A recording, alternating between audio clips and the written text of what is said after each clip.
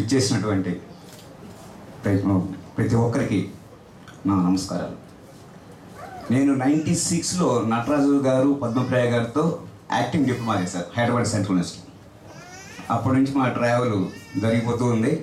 అప్పుడప్పుడు కలుస్తూ ఉంటాం, మాట్లాడుకుంటూ ఉంటాం, మధ్యలో గ్యాప్ వస్తుంటుంది. ఈరోజు ఇక్కడ వచ్చినటువంటి విద్యార్థుల్లో నేను అప్పుడు మాకున్నటువంటి ఫెసిలిటీస్ కంటే ఇప్పుడు మంచి ఫెసిలిటీస్ ఉన్నాయి మీకు.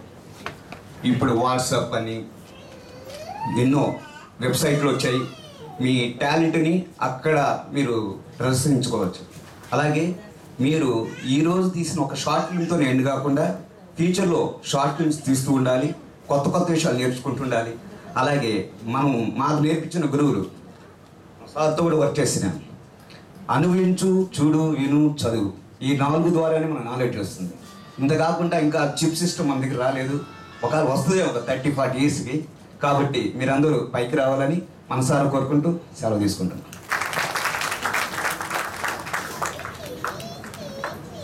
ఈనాటి ఈ కార్యక్రమానికి విశిష్ట అతిథిగా విచ్చేసిన శ్రీ వడ్డేపల్లి కృష్ణ గారు, ప్రముఖ సాహితీవేత్త, మా రచయితల సంఘం ఉపాధ్యక్షులు.